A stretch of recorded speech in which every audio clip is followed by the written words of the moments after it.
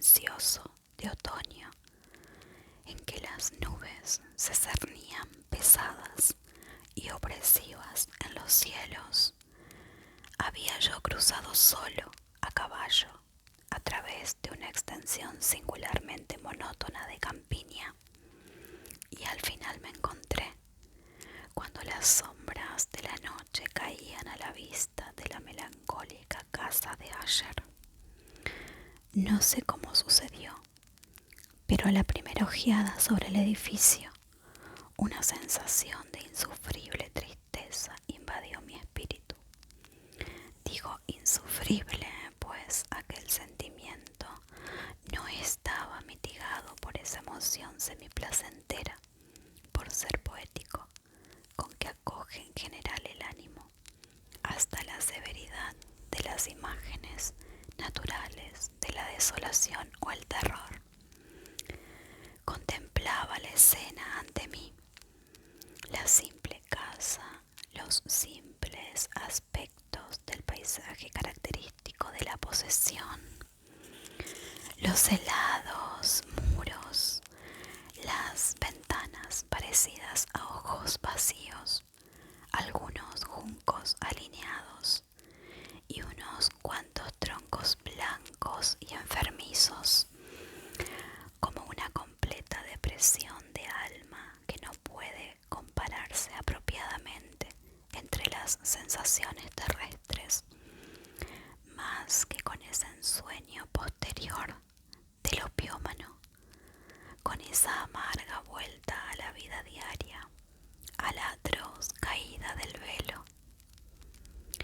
Era una sensación fría, un abatimiento, una náusea en el corazón, una irremediable tristeza de pensamiento que ningún estímulo de la imaginación podía impulsar a lo sublime. ¿Qué era aquello? Me detuve a pensarlo. ¿Qué era aquello que me desalentaba así al contemplar la casa de Asher? Era un misterio desde todo punto de vista insoluble. No podía luchar contra las sombrías visiones que se amontonaban sobre mí mientras reflexionaba sobre ello. Me vi forzado a recurrir a la conclusión insatisfactoria de que existen, más allá de toda duda, combinaciones de objetos naturales muy simples que tienen el poder de afectarnos de este modo, aunque el análisis de ese poder se base sobre consideraciones en que perderíamos pie. Era posible, pensé, que una simple diferencia en la disposición de las particularidades de la escena, de los detalles del cuadro, fuera suficiente para modificar o aniquilar quizás esa capacidad de impresión dolorosa. Obrando conforme a esa idea, guié mi caballo hasta la orilla escarpada de un negro y lúgubre estanque que se extendía con tranquilo brillo ante la mansión, y miré con fijeza hacia abajo, pero con un estremecimiento más aterrador aún que antes. Las imágenes recompuestas e invertidas de los juncos grisáceos, de los lívidos troncos y de las ventanas parecidas a ojos vacíos. Sin embargo, en aquella lóbrega mansión me proponía residir unas semanas. Su propietario, Roderick Usher, había sido uno de mis más joviales compañeros de la infancia, pero habían transcurrido muchos años desde nuestro último encuentro. Una carta, sin embargo, me había llegado recientemente de una alejada parte de la comarca, una carta de él, cuyo carácter de vehemente apremio no admitía otra respuesta que mi presencia. La letra mostraba evidente agitación nerviosa.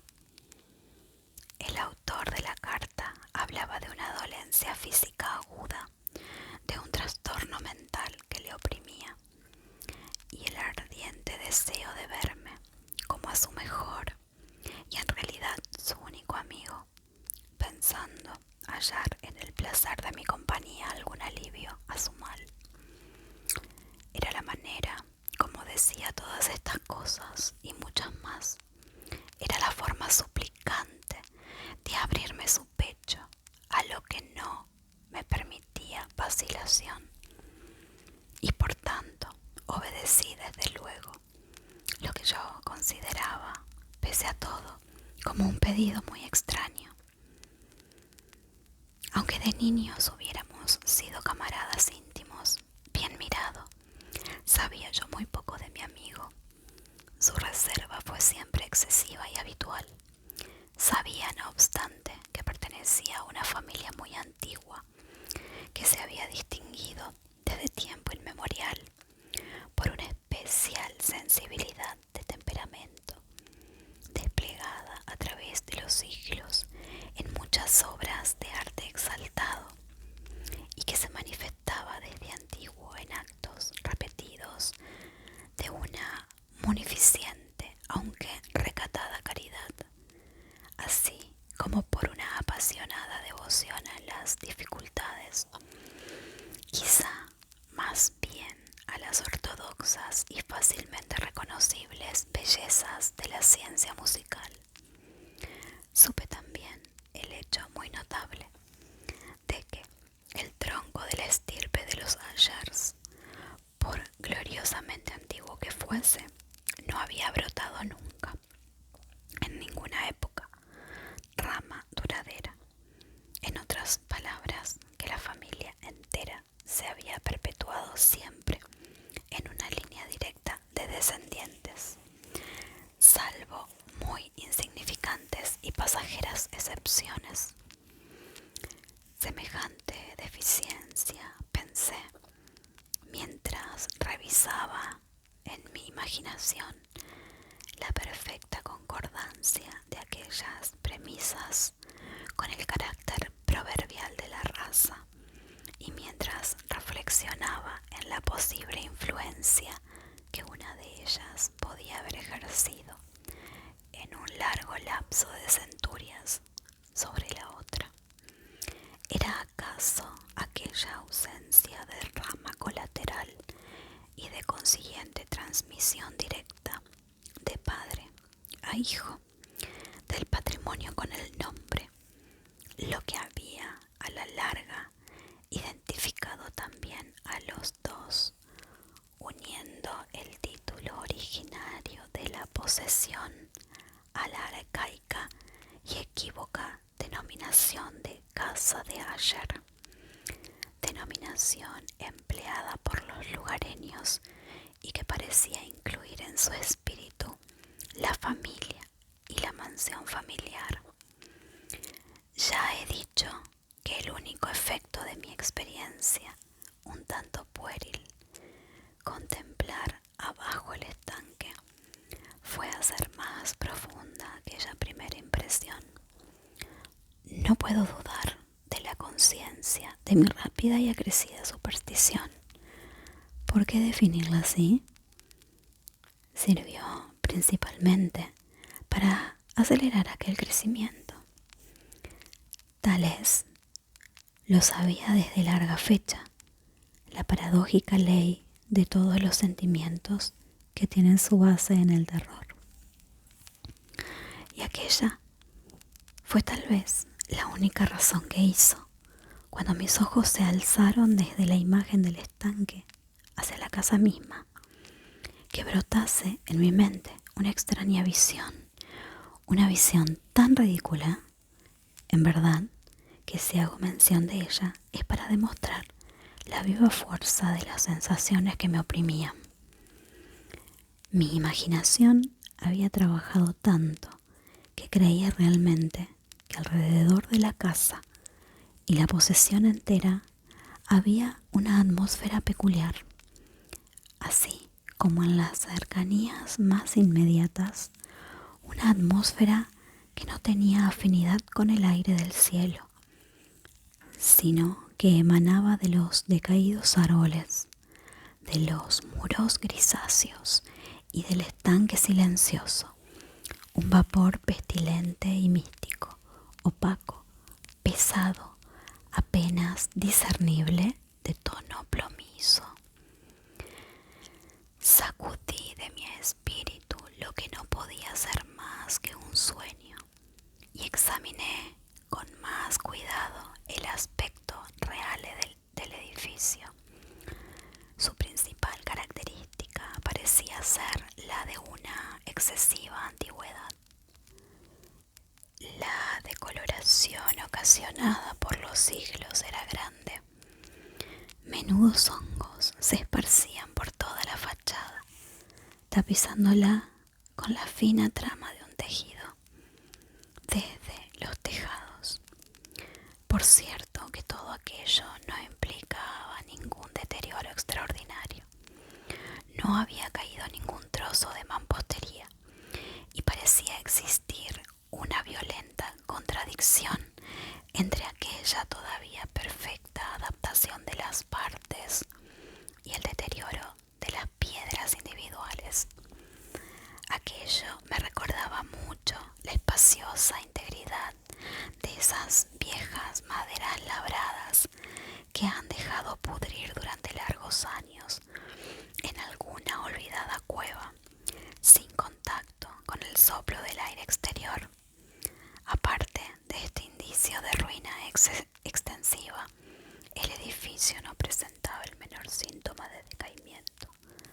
¿Acaso la mirada de un observador minucioso hubiera descubierto una grieta apenas perceptible que, extendiéndose desde el tejado de la fachada, se abría paso bajando en zigzag por el muro hasta que se perdía en las tétricas aguas del estanque?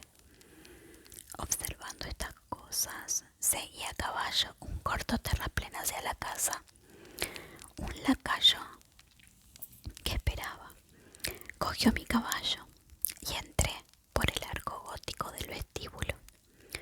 Un criado de furtivo andar me condujo desde allí, en silencio, a través de muchos corredores oscuros e intrincados, hacia el estudio de su amo.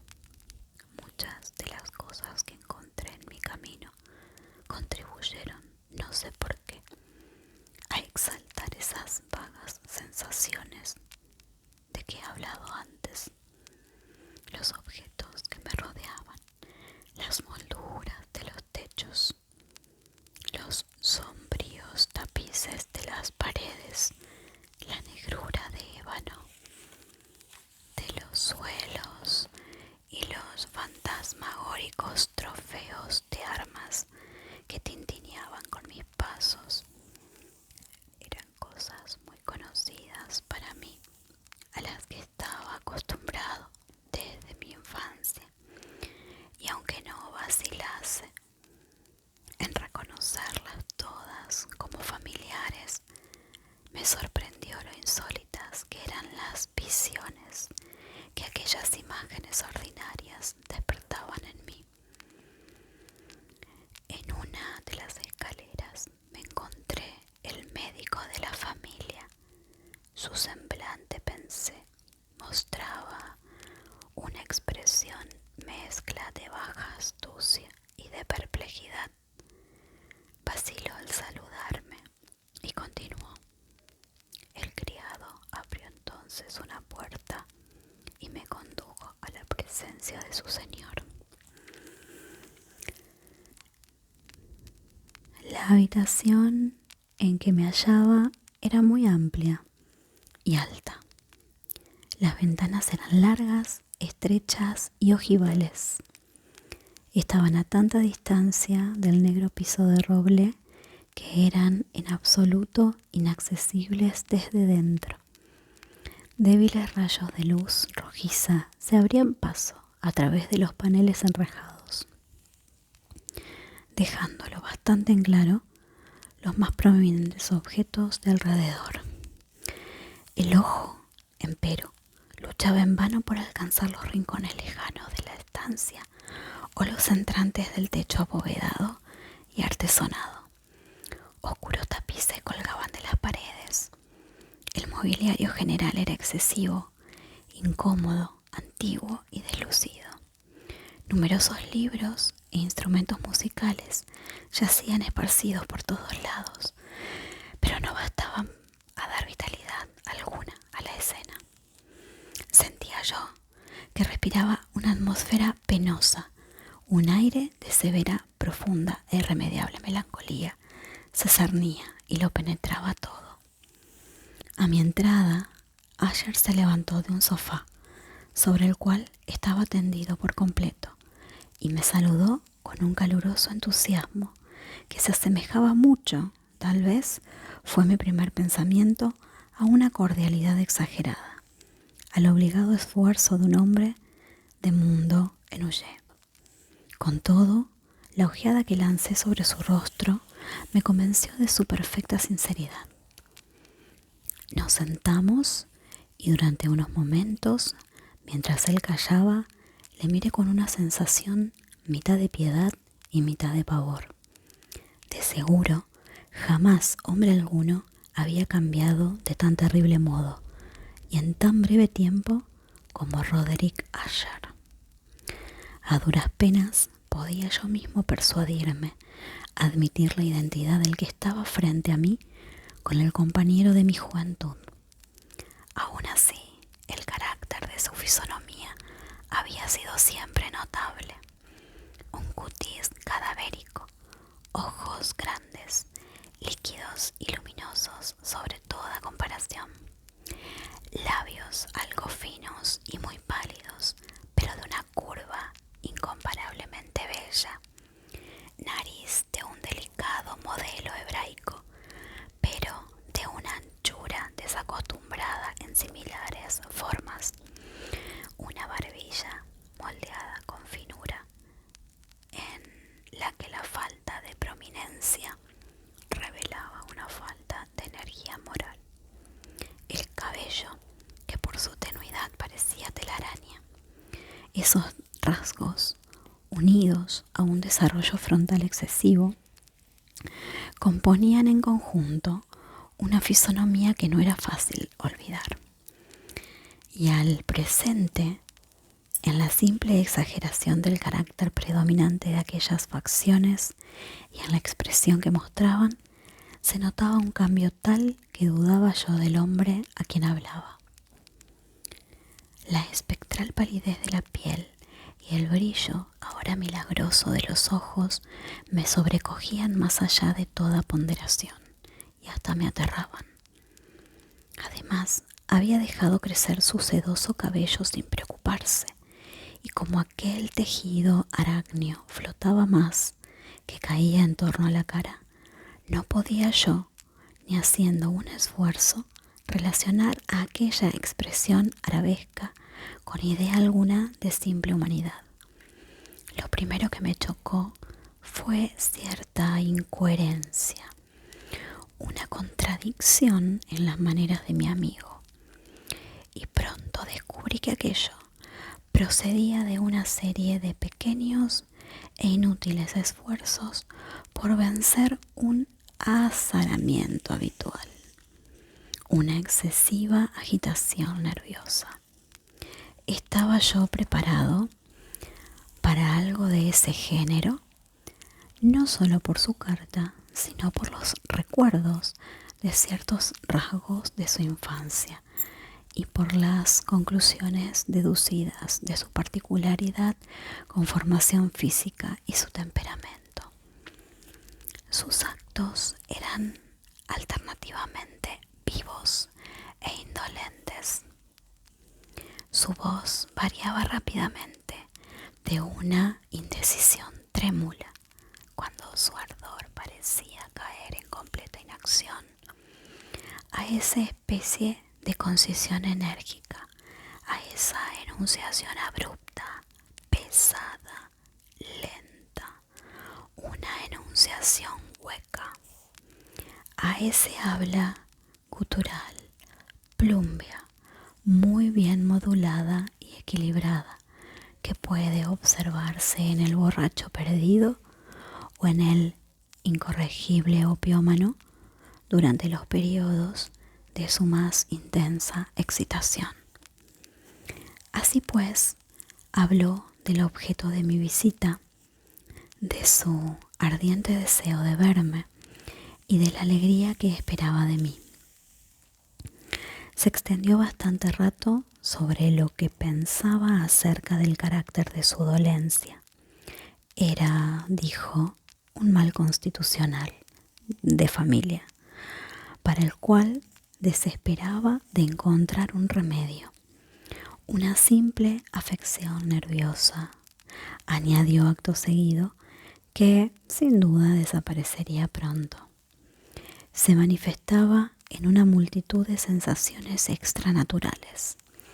Algunas, mientras me las detallaba, me interesaron y confundieron, aunque quizás los términos y gestos de su narración tuvieron bastante peso en ello. Sufría mucho una especie de agudeza morbosa de los sentidos. Solo toleraba los alimentos más insípidos. No podía usar más que prendas de cierta textura. Los aromas de todas las flores le eran opresivos. Una luz, incluso débil, atormentaba sus ojos, y exclusivamente algunos sonidos peculiares, los de los instrumentos de cuerda, no le inspiraban horror. Vi que era el esclavo forzado de una especie anómala de terror. Moriré, dijo. Debo perecer en esta lamentable locura. Así, y no de otra manera. Debo morir. Temo los acontecimientos futuros, no en sí mismos, sino en sus consecuencias. Me estremezco el pensamiento de cualquier cosa, del más trivial incidente que pueden actuar sobre esta intolerable agitación del alma. Siento verdadera aversión al peligro, excepto en su efecto absoluto, el terror. En tal estado de excitación, en tal estado lamentable, presiento que antes o después llegará un momento en que han de abandonarme a la vez la vida y la razón, en alguna lucha con el horrendo fantasma, con el miedo. Supe también a intervalos, por insinuaciones interrumpidas y ambiguas, otra particularidad de su estado mental. Estaba él encadenado por ciertas impresiones supersticiosas relativas a la mansión donde habitaba, de la que no se había atrevido a salir desde hacía muchos años, relativas a una influencia cuya supuesta fuerza expresaba en términos demasiado sombríos para ser repetidos aquí. Una influencia que algunas particularidades de la simple forma y materia de su casa familiar habían, a costa de un largo sufrimiento, decía él, logrado sobre su espíritu, un efecto que lo físico de los muros y de las torretas grises y del oscuro estanque en que todo se reflejaba había al final creado sobre la moral de su existencia. Admitía él, no obstante, aunque con vacilación, que gran parte de la especial tristeza que le afligía podía atribuirse a un origen más natural y mucho más palpable, a la cruel y ya antigua dolencia, a la muerte, sin duda cercana, de una hermana tiernamente amada, su única compañera durante largos años, su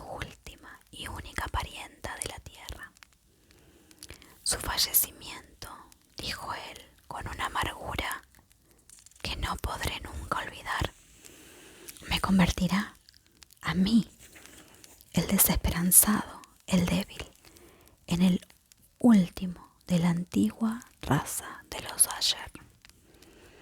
Mientras hablaba, Lady Madeleine, así se llamaba ella, pasó lentamente por la parte más distante de la habitación y sin fijarse en mi presencia, desapareció.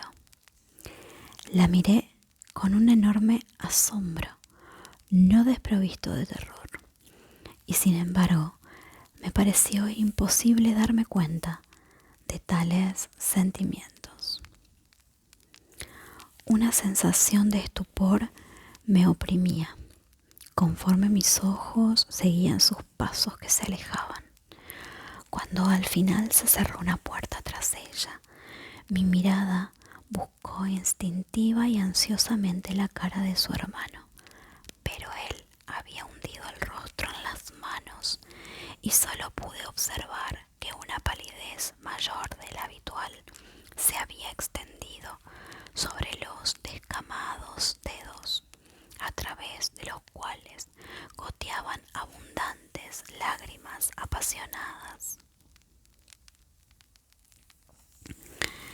El mal de Lady Madeleine había desconcertado largo tiempo a la ciencia de sus médicos.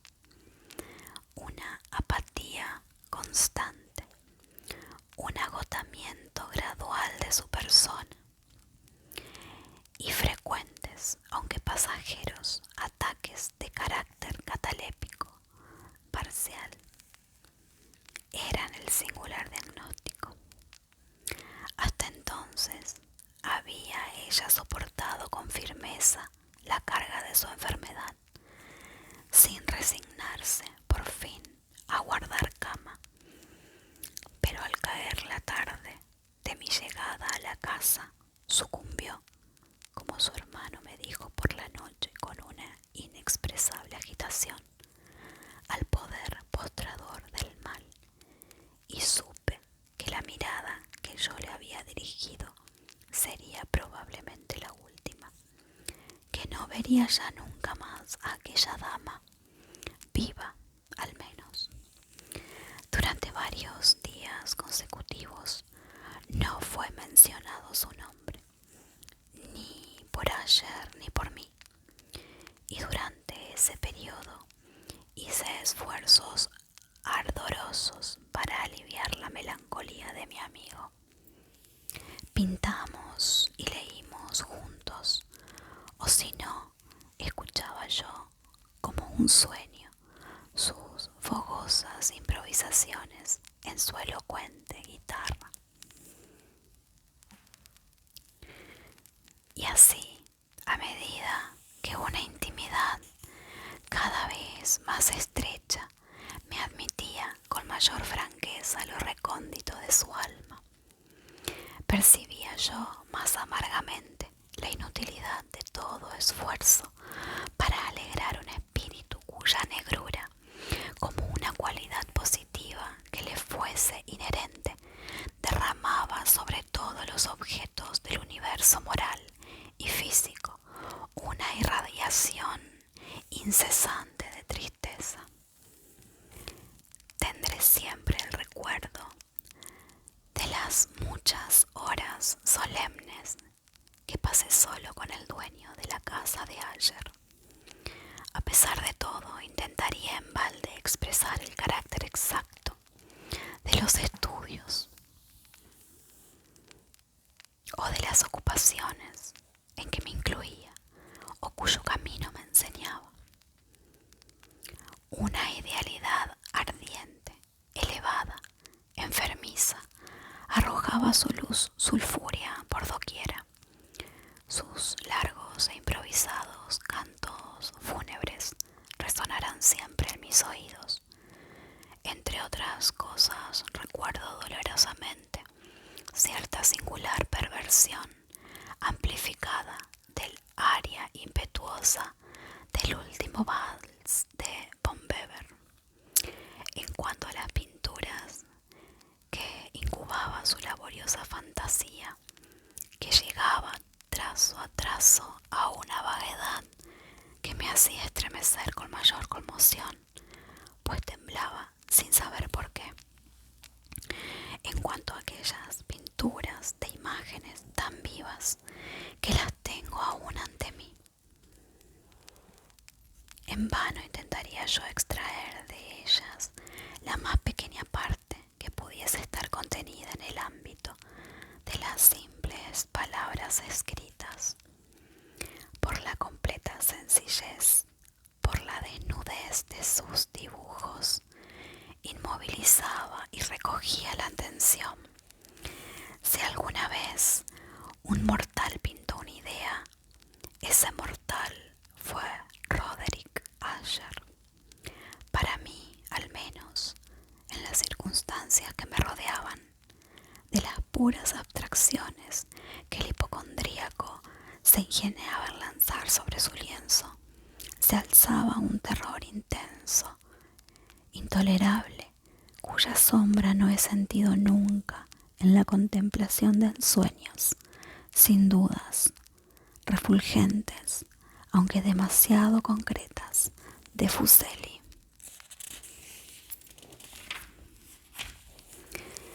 Una de las concepciones fantasmagóricas de mi amigo es que el espíritu de abstracción no participaba con tanta rigidez. Puede ser esbozada, aunque débilmente con palabras.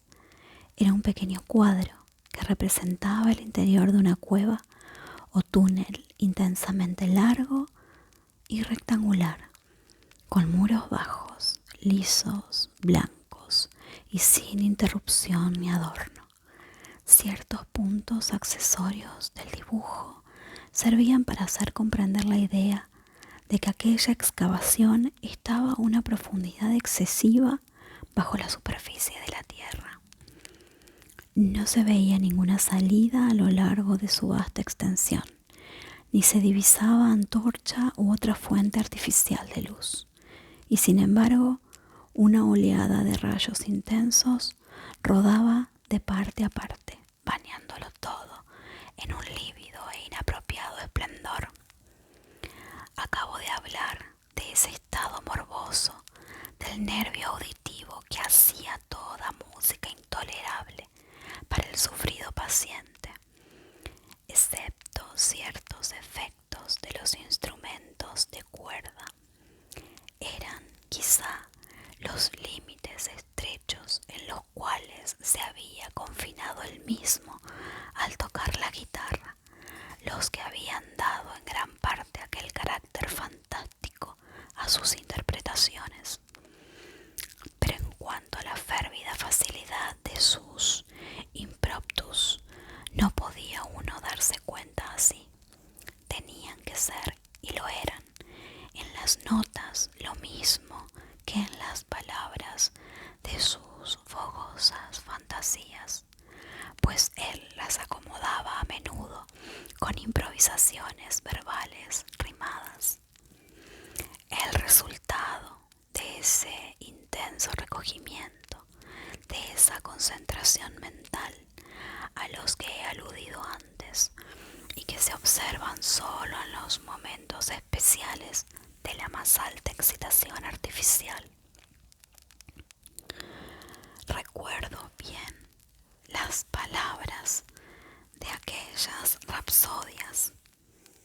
Me impresionó, acaso más fuertemente, cuando él me las entregó, porque bajo su sentido interior o místico me pareció percibir por primera vez que Asher tenía plena conciencia de su estado, que sentía cómo su sublime razón se tambaleaba sobre su trono. Aquellos versos titulados El Palacio Hechizado eran poco más o menos, sino al pie de la letra, los siguientes. Primero, en el más verde de nuestros valles, habitado por los ángeles buenos,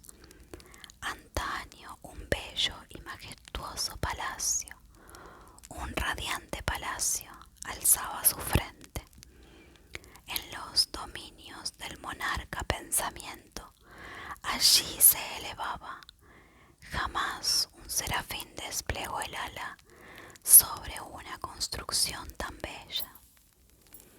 Segundo, estandartes amarillos, gloriosos, dorados, sobre su remate notaban y ondeaban. Todo esto sucedía hace muchísimo tiempo, y a cada suave brisa que retozaba en aquellos gratos días a lo largo de los muros pálidos y empenechados se elevaba un aroma alado. Tercero, los que vagaban por ese alegre valle a través de dos luminosas ventanas veían espíritus moviéndose musicalmente a los sones de un laúd bien templado, en torno a un trono donde sentado, porfirogénito, con un Fausto digno de su gloria, aparecía el Señor del reino. Cuarto, y refulgente de perlas y rubíes era la puerta del bello palacio, por la que fluía y centelleaba sin cesar una turba de ecos, cuya grata misión era solo cantar, con voces de magnífica belleza, el talento y la sabiduría de su rey. Quinto, pero seres malvados, con ropajes de luto, asaltaron la elevada posición del monarca. Ah, lloremos, pues nunca el alba despuntará sobre él, el desolado. Y en torno a su mansión, la gloria que enrojecía y florecía es solo una historia oscuramente recordada de las viejas edades sepultadas.